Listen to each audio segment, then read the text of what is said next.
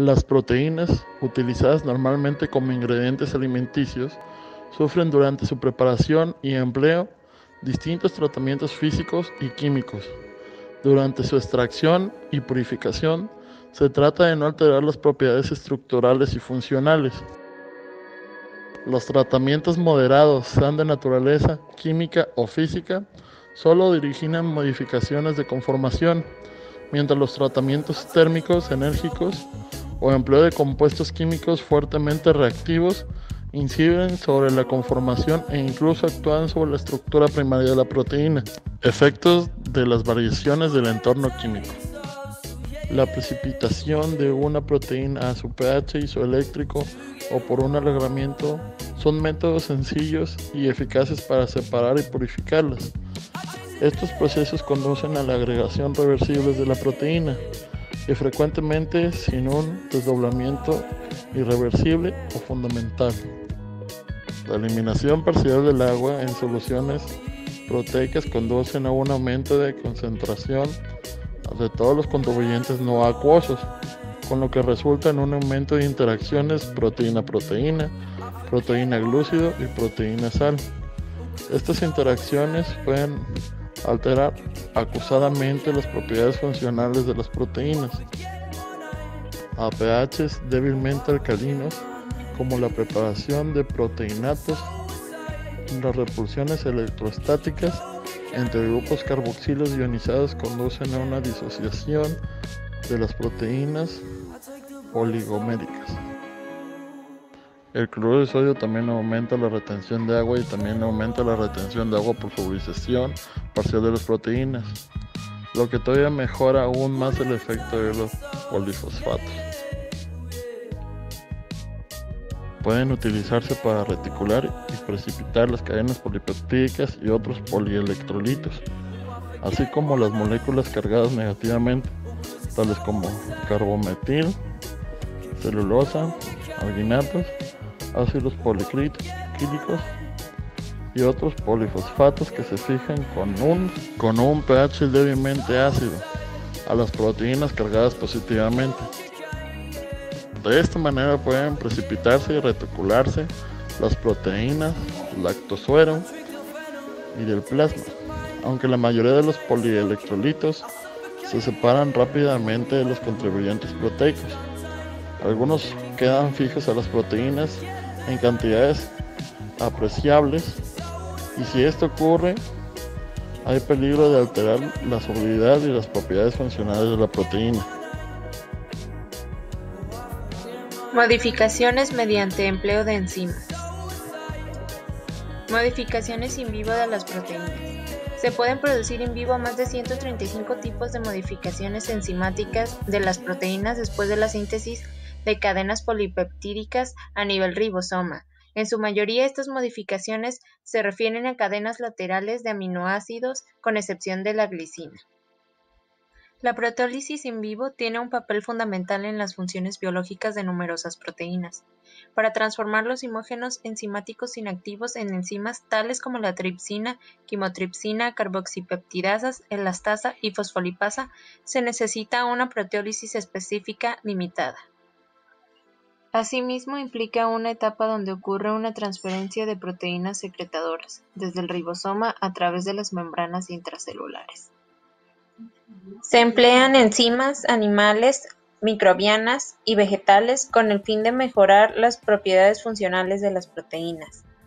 Las enzimas, debido a su especificidad y modo de acción, son las que más se utilizan para la obtención de productos y procesado de alimentos.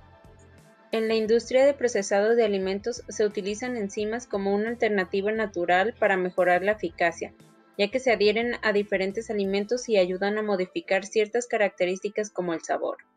Algunos ejemplos son las pectinasas, que se usan en la clarificación de jugos. Modificaciones por microorganismos. Se pueden apreciar mayormente en los productos fermentados donde las modificaciones son deseables. Las proteínas sufren hidrólisis y los aminoácidos liberados son utilizados por microorganismos. Si la fermentación continúa, se producen desaminaciones y descarboxilaciones.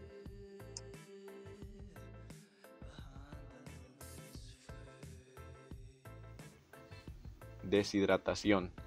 La eliminación casi total del agua provoca en interacciones proteína-proteína una importante agregación, especialmente si se utilizan temperaturas lo bastante elevadas como para conseguir la energía necesaria para eliminar el agua. Esto motiva una pérdida importante de solubilidad y actividad superficial. Las condiciones de secado influyen en el tamaño y la porosidad, tanto interna como superficial de las partículas de los polvos. También afecta a sus propiedades de absorción de agua, dispersión y disolución. Al eliminar el agua rápidamente baja la forma de vapor, lo que provoca una concentración mínima de la partícula y una emigración ínfima de las sales y de los glúcidos hacia la superficie del secado. Se produce durante la lifiolización y atomización de las soluciones. Para aumentar la porosidad de las partículas, puede incluirse antes del secado burbujas gaseosas en la solución proteica o bien buscar el agrupamiento controlado de las partículas proteicas secas. Tratamiento con disolventes apolares.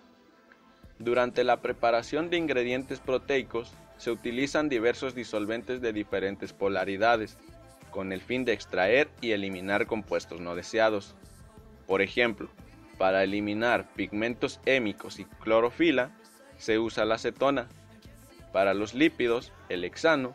Para sales minerales o glúcidos solubles, el etanol o isopropanol.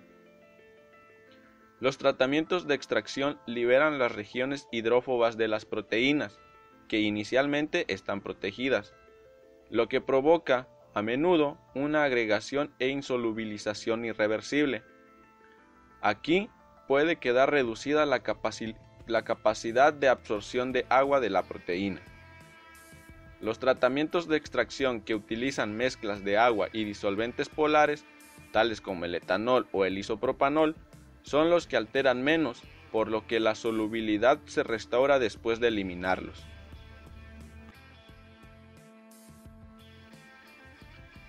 Tratamiento mecánico.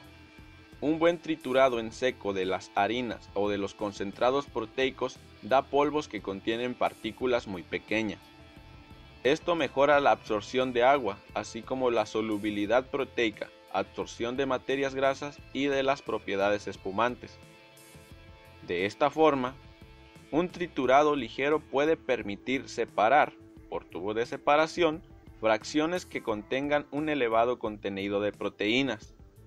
Las partículas ricas en proteínas o en almidón se separan por diferencia de densidad y de tamaño. Las fuerzas de corte intensas, aplicadas a las suspensiones o soluciones proteicas, como la homogenización de la leche, provocan una fragmentación de los agregados proteicos. Con este tratamiento se mejora la capacidad emulsionante de las proteínas. La desnaturalización parcial de las proteínas puede estabilizar las espumas, pero el batido excesivo de algunas proteínas, tal como la clara de huevo, disminuye a causa de la agregación de proteína, la capacidad espumante y la estabilidad. Las fuerzas mecánicas juegan un papel importante en los procedimientos de texturación de las proteínas, tales como la formación de pastas y de fibras. Las alteraciones de proteínas, así como las fuerzas de corte, motivan la alineación de moléculas, el cambio de puentes disulfuro y la formación de redes proteicas. Tratamientos térmicos de las proteínas pueden motivar modificaciones estructurales, la hidrólisis de enlaces peptídicos, modificaciones de las cadenas laterales de aminoácidos e incluso una condensación con otras moléculas, según sea la intensidad y duración del tratamiento térmico. La actividad de agua, pH, contenido en sales, naturaleza y concentraciones de otras moléculas reactivas. La amplitud y consecuencias de la desnaturalización térmica de las proteínas dependen mucho de la naturaleza de la proteína y condiciones del medio. Las propiedades de las proteínas no ordenadas, tales como los caseinatos monoméricos, resultan poco afectadas, incluso con un calentamiento energético. En la figura 1 podemos observar la influencia del calentamiento sobre la capacidad de retención del agua del músculo de la vaca. Los tratamientos térmicos se aplican a un pH isoeléctrico, surge una fuente de agregación de la proteína. Esto se utiliza para separar, purificar cuantitativamente las proteínas del lactosuero líquido, la sangre o el plasma. En la figura 2 podemos observar la influencia del contenido en agua sobre la temperatura de desnaturalización y sobre la entalpía de desnaturalización de la mioglobina del cachalote. La transición de conformación fue seguida por microcalorimetría diferencial. Temperaturas inferiores al punto de congelación también pueden provocar desnaturalización de las proteínas y alterar las propiedades funcionales. Ejemplos son el endurecimiento y descenso de la retención de agua en la actomiosina del pescado, la precipitación de las micelias de la caseína en la leche. Modificaciones químicas específicas. Las estructuras primarias de las proteínas pueden modificarse químicamente para mejorar sus propiedades funcionales. Esta propiedad se utiliza con éxito para estudiar las relaciones estructura-función de las proteínas. Sin embargo, las modificaciones químicas hechas sobre las proteínas alimenticias o forrajes pueden producir inconvenientes e incluso llegar a alteraciones de valor nutrimental de forma parecida a la observada durante los tratamientos térmicos enérgicos, debido a la formación de derivados aminoácidos que pueden ser tóxicos y dañinos para la salud.